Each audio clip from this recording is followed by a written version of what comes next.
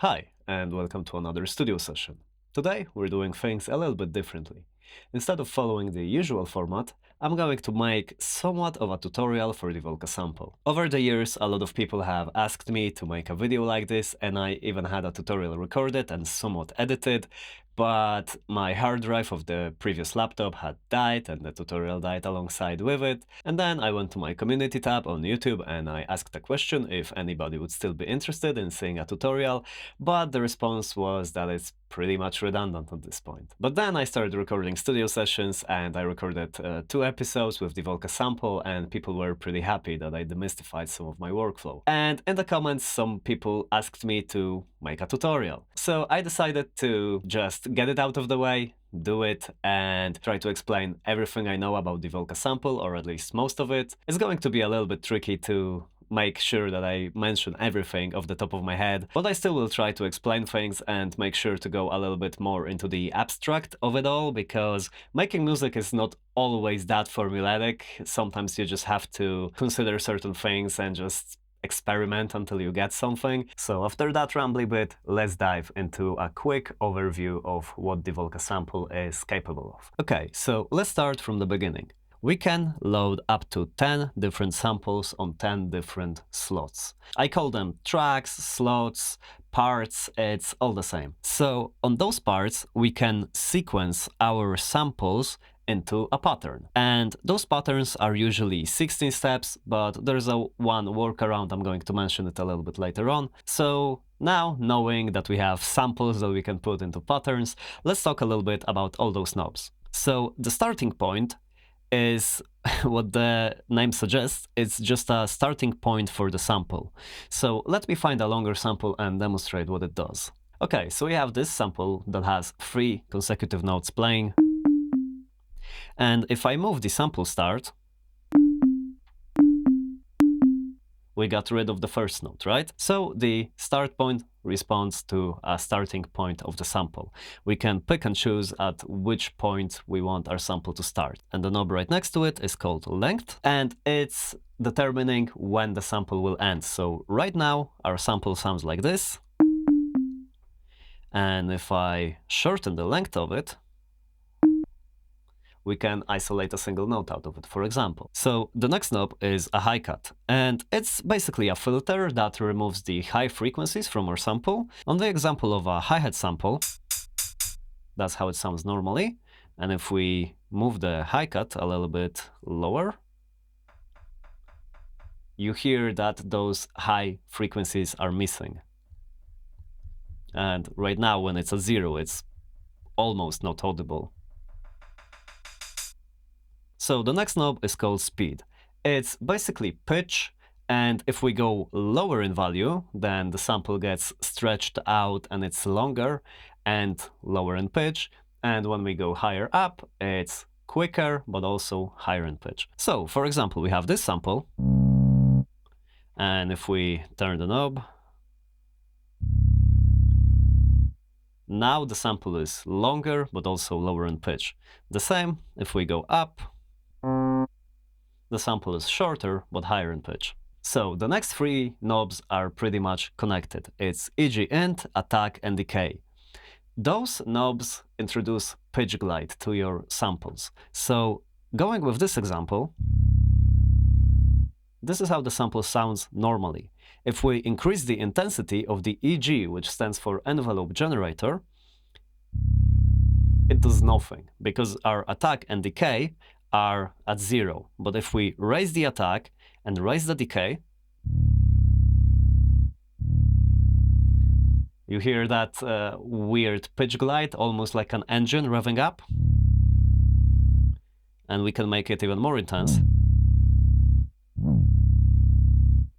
And now the pitch goes up and down. But also, if we turn it counterclockwise, then the pitch goes first down, then goes back up. This is very useful because we can make some bass glides, we can make some kicks out of samples that are not necessarily kicks. So yeah, it's a very useful tool, worth keeping in mind. Next knob is level. It's pretty self-explanatory, it's just volume. So the next knob is pan, also pretty self-explanatory. We can move our sound in the stereo image more to the left or more to the right. So for example, putting it all the way to the left, only left headphone, and all the way to the right, only the right headphone. And here we have another set of knobs, attack and decay. They are very similar to starting point and the length of the sample, but they work a little bit differently. The attack knob introduces a swell in volume. So if this is the original sample, and we crank up the attack, you can hear that it gradually starts getting louder.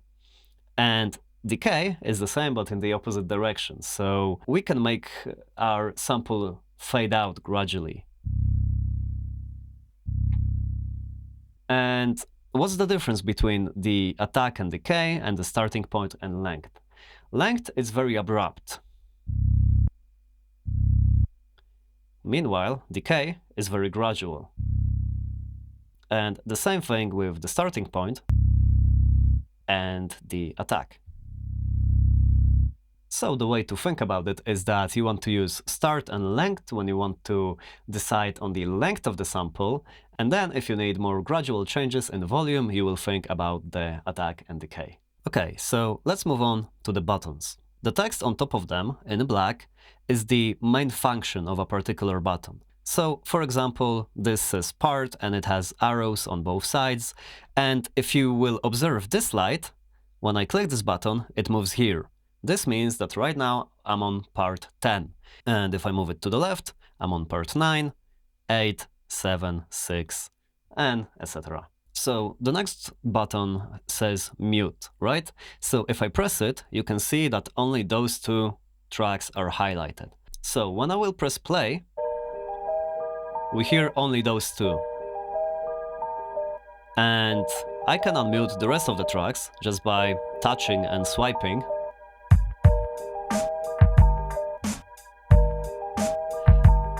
And that's something that I very often use in my performances. I just press this one button.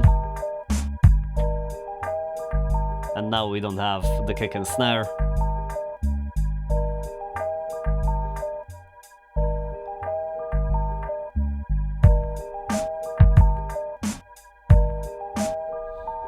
So that's how this button works. I will talk about the function button in a bit, but right now let's move to memory. If I press it, it says load. It means that I can now load a pattern. So right now we're on pattern 4. And let's load pattern 3. And same, load pattern 2. So, as you can see, this allows you to store up to 16 different patterns in the Volca Sample memory, and you can have up to 16 different beats on it, or you can make just one song with 16 different variations. And then we have step mode. So here you can go and place your samples on the 16-step grid and arrange them all into a pattern. This is something that I will explain as I will be making the tune for today's video. Then we of course have play and record. Now we can move to the function button. Whenever you press it, you're now accessing those options that are written in white. So reverse will reverse our sample. So when we press and hold the function button and then press and hold the reverse at the same time, now we're able to choose which sample slot we want to reverse. So let's choose this one. As you can hear, it plays in the reverse. Then if you want to add reverb to a sample, you hold the function button and then you hold the reverb button and then you select a part.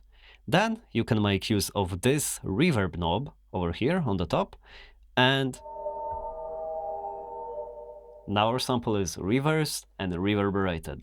Then we have solo. So if I play our pattern and then press and hold the function button, press and hold the solo button, I will be able to pick a sample that's going to be soloed. So everything else will be muted. And if I press it again, everything else will get unmuted again. It sounds a little bit convoluted, but just bear with me. So let's play the sequence. Now I press and hold the function button, press and hold the solo button, slot 1 plays just on its own, right? And right now, if I press it again, everything will get unmuted.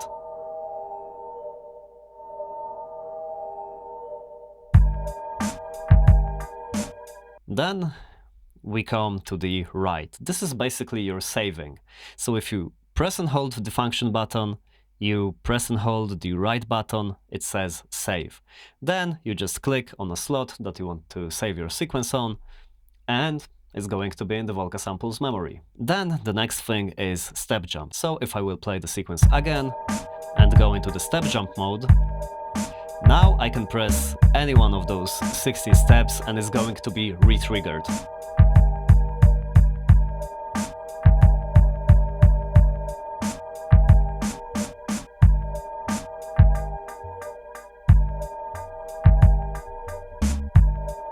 And of course you can hold a few steps at a time.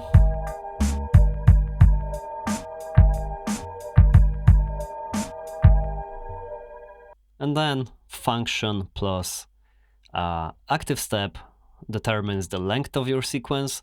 So if I will press play now, I can, for example, shorten it to a half.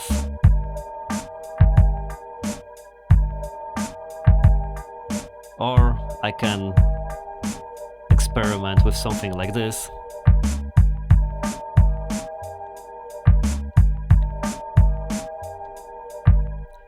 Basically, in this mode, you're determining which steps are playing and which steps are not playing. It can lead to some interesting results. You can also experiment with odd time signatures. But more often than not, I don't have any use for it. It's a little bit wonky to work with. So the next thing is that if we hold the function button and press step recording, now we're in the step recording mode. And that means that we can record our sample on a per step basis. So let's say I want to use the slot number 8 and I want to write a part for it, right? So right now I can press it again, and on those two steps the sample is already written, right? But sometimes we don't want the sample to keep playing all the time. So we can press the record button. For example, now I pressed it twice. Let's press this again twice. Let's press this twice again. And we exit this mode by pressing the function button again. And now if we go to our step mode, you can see that it recorded everything I did. So I pressed the sample slot twice, then record button twice, sample slot twice, record button twice, and you see it reflects in this pattern. Then we have even more things to do, because when we hold the function button and press the 16th step, we erase the entire sequence. On every track, every sample, everything gets erased. So for example, when I play the sequence and press function plus the 16th step, the sample will ring out. But if we go to the step mode and browse through the tracks, every track is clear. There's no steps recorded whatsoever. But let's say we did that on accident. Then we can press the function button and press the 16th step again, and it's going to undo what we just did. And as you can see, our samples reappeared on the grid. It also works on the per part basis with the 15th step. So if we press it, now we don't have a kick, and we can bring it back by pressing it again. And then on the step number 14, we see active step. So what does it do if we have active step here? So let me demonstrate. If we go to active step and, for example, make the pattern length 10, I'm going to play the sequence now, and it's going to start doing this weird thing when after the step 10, it just starts playing from the beginning. So now if I hold the function button and press active step, so as you can see, it brought back all the missing steps. But the fun thing is that if I press it again,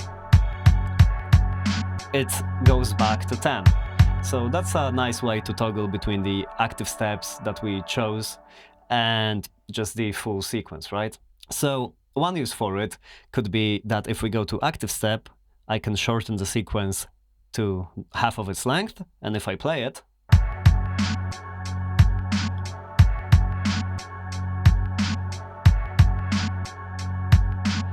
now I press the active step.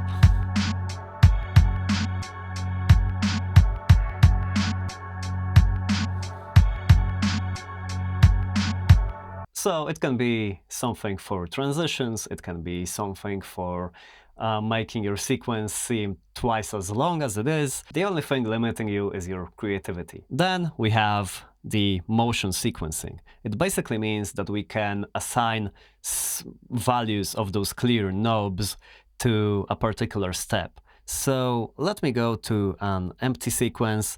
Let me find a good sample. Okay, so we have this sample here. And if I go to the step mode and place it like this, it just keeps repeating, right?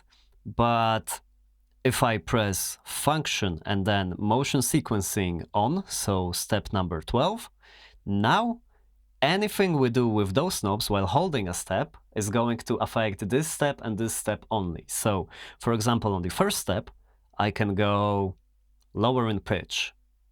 And then on the second step, I can set the panning to go all the way to the left, on the third step, all the way to the right. And for example, I want to close the filter a little bit.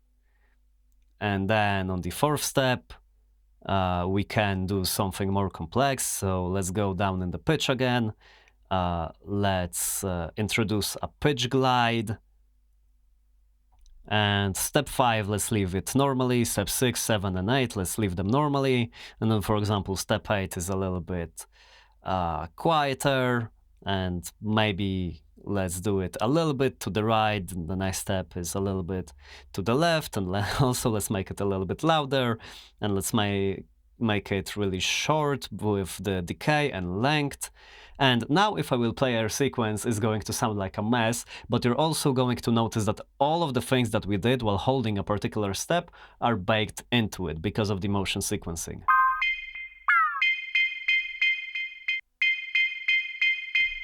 And as you can hear, it got a lot more interesting just by messing with it.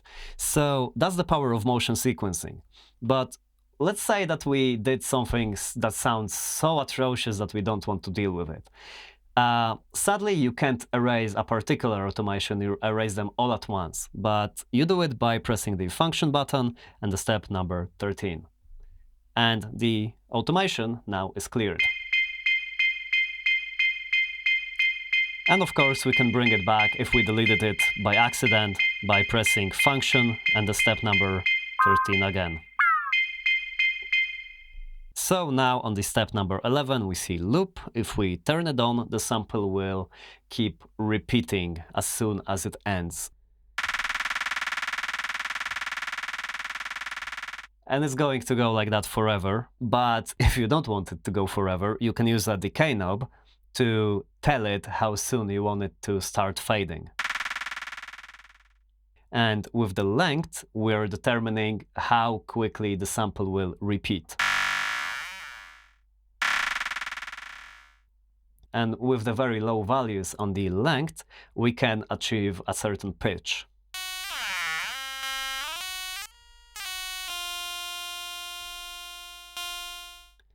And that turns it into a little bit of a synthesizer. For example, we can shave off some of the high end with the high cut. And now if we move our starting point of the sample, it sounds a little bit wonky, but sometimes can provide very interesting effects.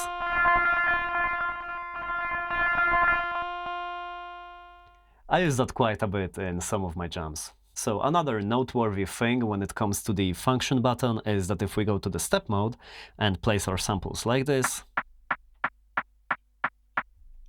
it's a straight, boring rhythm, right? But if we hold a step and then press function and turn the starting point, I'm trying to make sure that it's visible on camera, you see that it says DL dot and a number, right? This means that the sample will be delayed by a certain value. And what does that mean? Instead of playing right on where it's supposed to be, we can shift it in time towards the next step. It's very difficult to explain without showing you visually or just showing you how it sounds.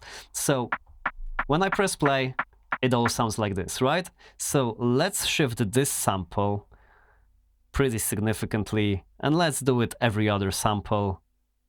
For example, let's do it like this. And I don't really want to do it on every step. So as you hear, it introduces a different rhythm, right? And it's worth experimenting with it, especially with a trick that I'm going to show you when I will be making music for today's video. So with all of that covered, we have all the functions that we need to make music. There's of course tempo, which is pretty self-explanatory. Swing introduces a little bit of wonkiness to your rhythms.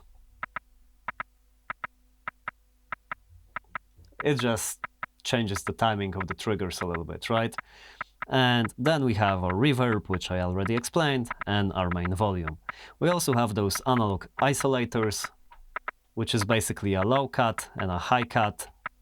So those are the basic functions of the Volca Sample, and now I'm going to make some music and try to explain to you a little bit of my thought process when I'm working with this device.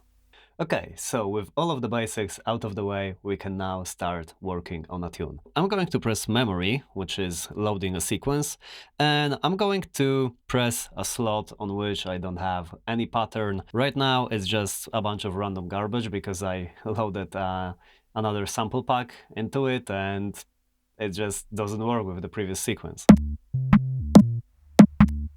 As you can hear, it doesn't sound that good. So I'm going to hold function and press step number 16, which is clear all. And right now, when I press play, nothing happens. One trick that I use quite a lot is dividing my tempo by 2.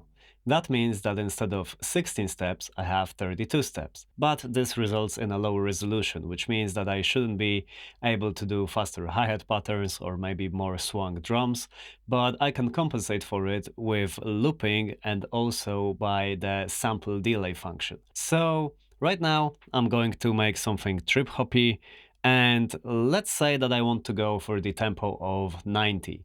Then I'm going to set my tempo to 45. And usually when I'm structuring my tracks, I use track 10 for the kick, 9 for the snare, 8 for the hi-hats, and number 1 is usually the main sample, something that starts out the track, but not always. The track number 10 and track number 9 belong to what's called a choke group, and it means that the samples will cut each other off. They can't really play simultaneously. So to demonstrate that, I'm going to find a longer sample and put them on tracks number 10 and 9, and then show you in practice how it works. Okay, so on the track number 10 I have this sample. So as you can hear, it's 2 chords, and on track number 9, I have this sample, and if I try to press both of the steps at the same time, so as you can hear, you can't really use those slots for any sounds that are supposed to play at the same time, and that's why those tracks are perfect for kick and snare, because usually you don't really use it in that way. And also when I'm making techno tunes, I use track number 10 for kick and track number 9 for an offbeat hi-hat. So alright, let's start working on some music now. Okay, I think I will proceed with this kick. Okay, so right now I'm pressing this button to enter the step mode, and just by touching the steps, I'm placing my kick drum on this little grid. Just to have some more context, I'm going to quickly find a snare. Okay, so I have this kick and this snare, and right now I can hold function and reverb, then select the track number 9, so we have reverb on our snare. On track number 8, I'm going to find a hi-hat. It's going to serve as sort of a metronome for our sequence.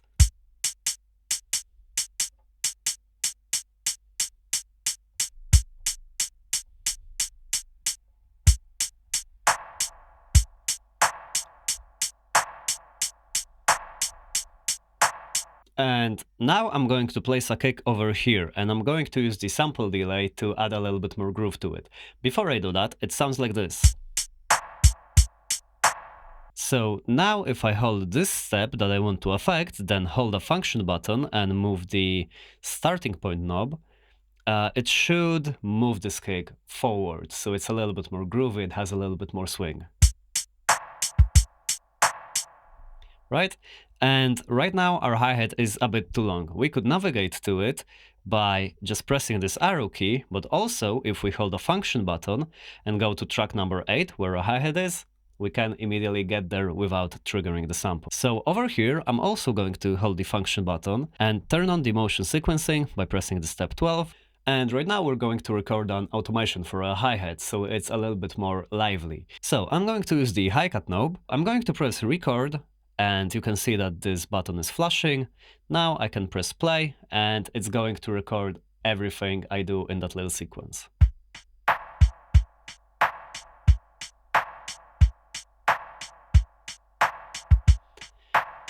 And as you can see, this button stopped flashing. It means that it stopped recording. Right now, let's say that I didn't like how that turned out. I can either start recording again and try to nail it, or I can hold the function button, press the step number 13, and now the automation is cleared. Also, I've noticed that I'm using the terms automation and motion sequencing interchangeably. And that's because it's the same thing.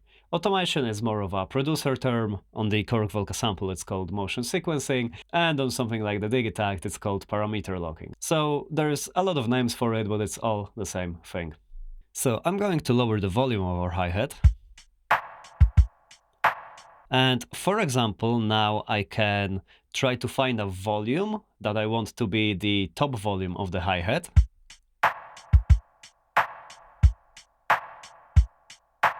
I think somewhere around 75, it sounds pretty decent. So right now, if I will start lowering some of the steps in volume, for example, with the motion sequencing, all of the other steps are going to stay at the original value, which right now is the 70. And they're going to stay at that value until I touch this knob again and change it. So let's say that, for example, I'm going to do every other step, and every other step is going to be at 55. So after doing that, after I press play, it's going to go quiet, loud, quiet, loud, quiet, loud.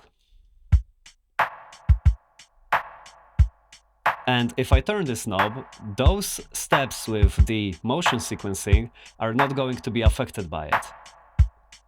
Only the steps that don't have any automation on them are going to get louder. And you can hear how drastic the difference can be. So make sure to experiment with your settings, because you never know how many cool different little ideas you'll find. I'm going to lower the reverb a little bit.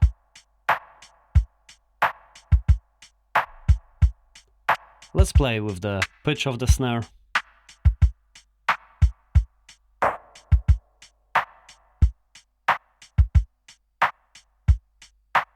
And now, having the drums, I have the foundation of this track, and I can start browsing for more melodic samples. So holding the function button, I'm going to press step number 1. It takes me to the track number 1, part number 1. And if I now start pressing it, as you can see, I'm still in the step mode, so I'm still putting in the samples on the grid. All I have to do is just exit this mode, and now I can just press this button and browse through my samples and hear them in real time.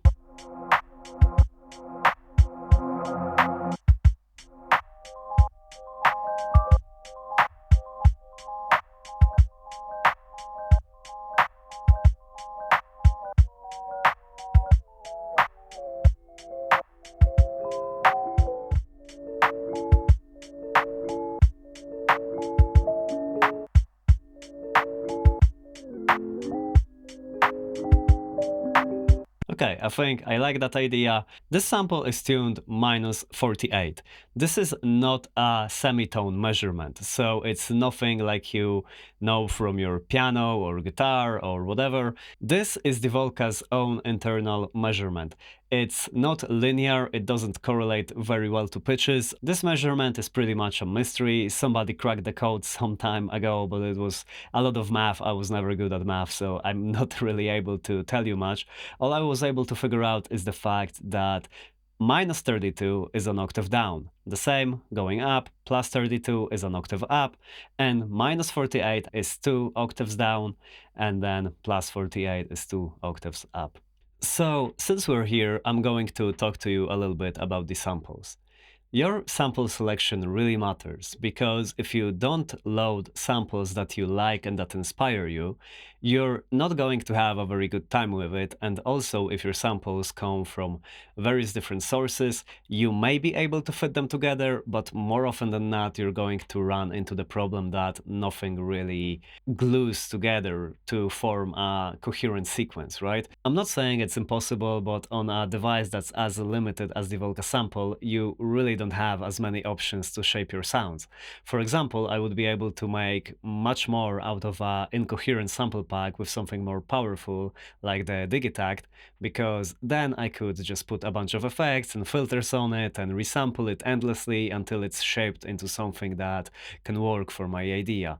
On the Volca Sample, I'm stuck with just a few simple controls, and because of that, whenever I'm compiling a sample pack, I'm trying to not only have an idea in mind, I also try to make sure that all my samples are in the same key and that they are following some sort of a coherent, cohesive vision. For example, right now I loaded a bunch of short loops that will work towards trip hop, and previously I had the inspiration kit, which is more electronica oriented. I tried making trip hop with it and I succeeded, but I'm not saying that it was particularly easy. It's way easier to work with this sample pack and make trip hop than it was with the inspiration kit. Inspiration kit was geared more towards electronic music like IDM and techno and house and all that sort of stuff. So what I'm trying to say, it's never a bad idea to just have a vision before you start uploading samples into your Volca randomly.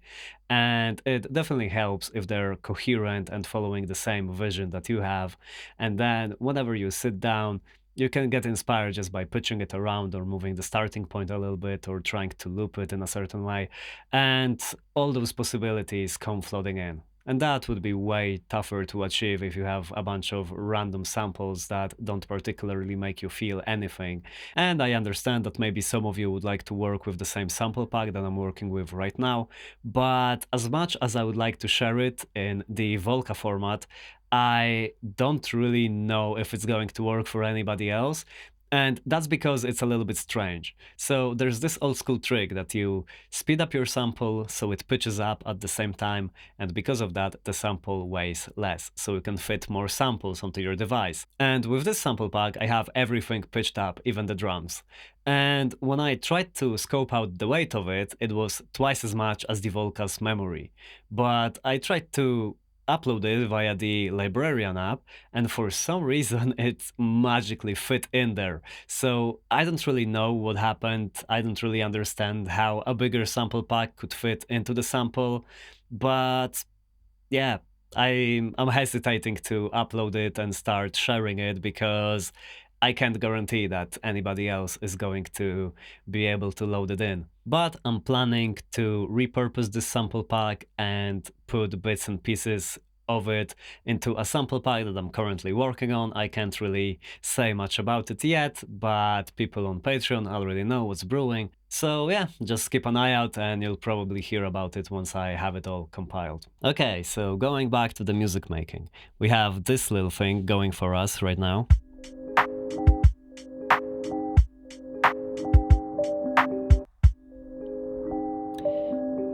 So right now I'm pressing the arrow to get to the second track.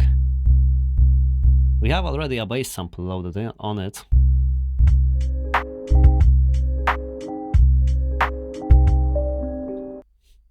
I usually prefer to keep the bass closer to the drums, so sometimes I can drop the drums and the bass at the same time or take them away at a particular moment. So right now I'm just going to browse for other samples.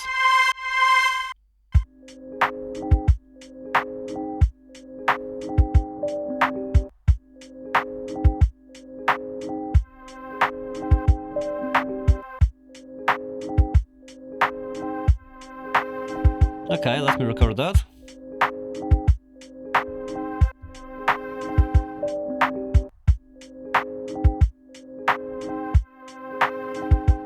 And I recorded that because in mind I have an idea that this note will go a little bit higher. So holding the function button, pressing the 12 step, going into the motion sequencing.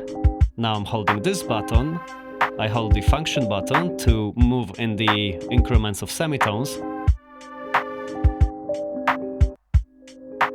And now I'm going to find something that sounds nice.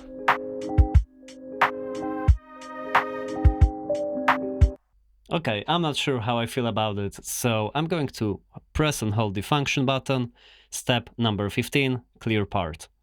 And now I don't have to worry about it.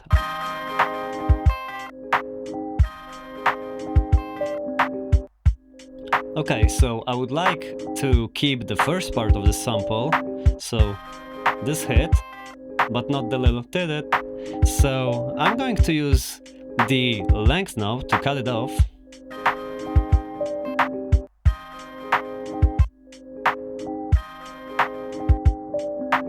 And I can smooth it out a little bit with the decay knob.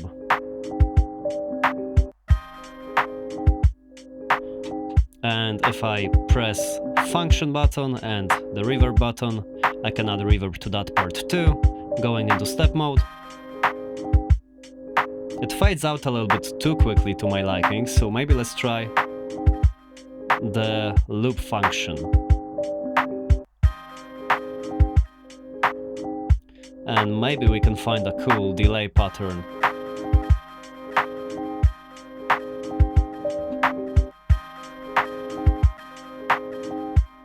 Okay, we're almost there. It's a little bit too slow. This one is a little bit too fast. Okay, this is too slow. Okay, that sounds pretty nice.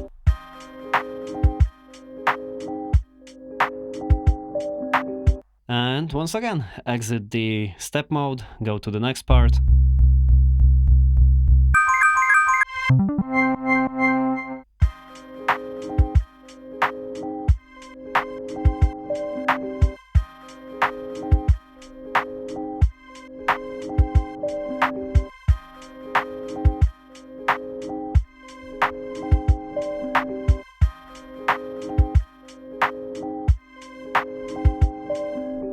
And I would like this sound to fade out a little bit. So right now we can go once again to the motion sequencing function, step number 12. First step I'm going to leave unaffected, and then the next step I'm going to start closing the high cut on it. And I'm going to do it quite aggressively. Let's hear how that sounds.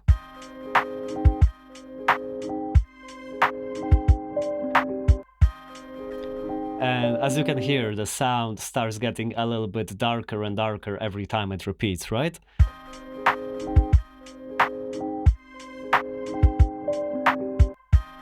We can add reverb to it. And let's say that I don't want to lose the progress that I made so far. So function button and memory, which has write underneath it. Now it says save. I'm going to press this pattern. And cool thing is that, for example, oh no, now it doesn't work. I don't know what to do, right? I'm holding the memory button and it brings me back to the last save that I made. So as you can probably imagine, as with everything, it's important to save very often if you don't want to lose your progress.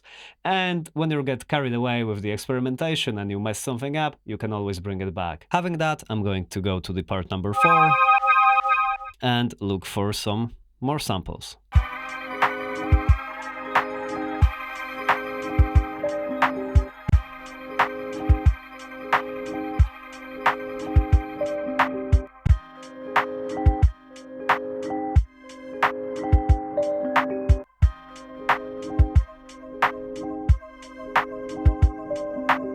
Okay, I've been at it for a while, so right now I'm just going to mute those two tracks so I can have a little bit of a fresher perspective. And sometimes it's really important to take breaks as well, because I remember that many times I made a sequence and, for example, I heard that something is off about it, but couldn't really pinpoint it because my ears were really tired. But then I go outside, I do something else, I talk to a friend, and I come back even hours later and I just power on my Volca and it's like, oh, this stuff is wrong. I don't like this. Okay, let me change that. And then I was able to make it into something way better, something that I enjoyed way more. So yeah, right now I'm going against my own advice and I'm trying to make the video, but it's very possible that very soon I'm going to take a break anyway, just to come back with a fresher perspective. So let's actually find a bassline for this little tune.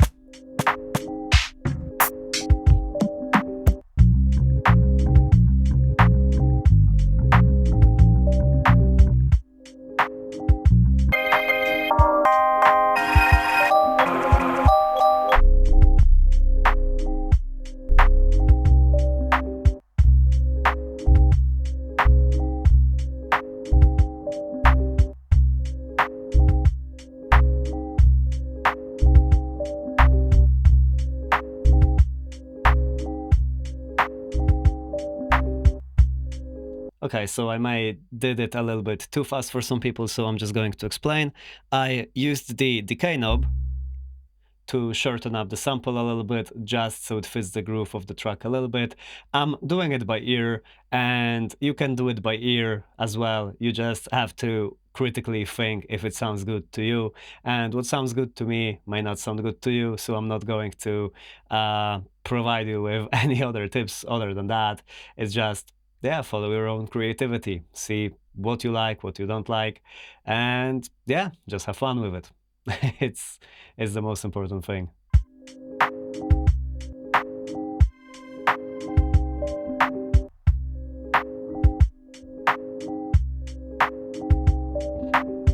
Okay, so because the melodic layer is pretty busy, I think that now we might add something a little bit different. So going to track number 6, I'm going to place a sample on every step. I'm going to find a hi-hat sample maybe.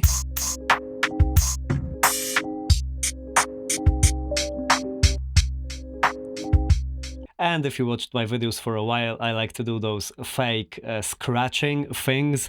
So the way I achieve that is going to the loop mode, so function and step number 11.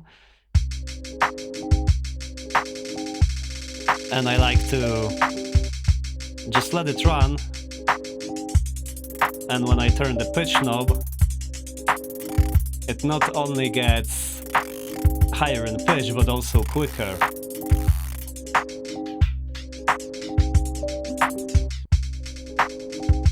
I have it muted usually throughout the most of the track, and then let's say we're going to the main part. I let it play out a little bit, so you're a little bit more established in this groove. And then, for example, I let it play out 4 times. On the 3rd time I may, for example, take back the kick and the snare.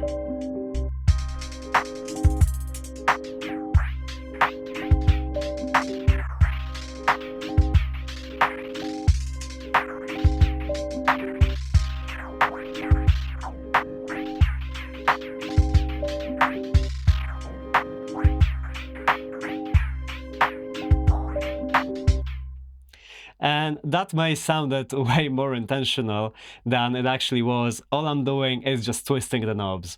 And it's really fun. It adds some more interest to your track. Sometimes you will find those sweet spots in some samples, and it's just a great trick to keep things fresh. And another thing that I would like to mention, because right now I was thinking about adding more samples, but sometimes you don't need to fill every sample slot with anything. And sometimes you may find yourself that your music is best when you use less layer instead of more. And that's the conclusion at which I'm arriving right now, because I don't really think that I need to add anything more to this sequence. It's pretty cool as is, and yeah, I can just leave it at that. So I hope that this video was helpful to at least some of you guys, and if you're more advanced, I hope that at least you enjoyed watching the process. And yeah, let me know what you thought of the video in the comments. Make sure to like, comment, subscribe, all that good stuff. If you wish to support me, consider checking out my Patreon or buy me a coffee. And yeah, I hope you're doing well, and I will see you next time. Take care.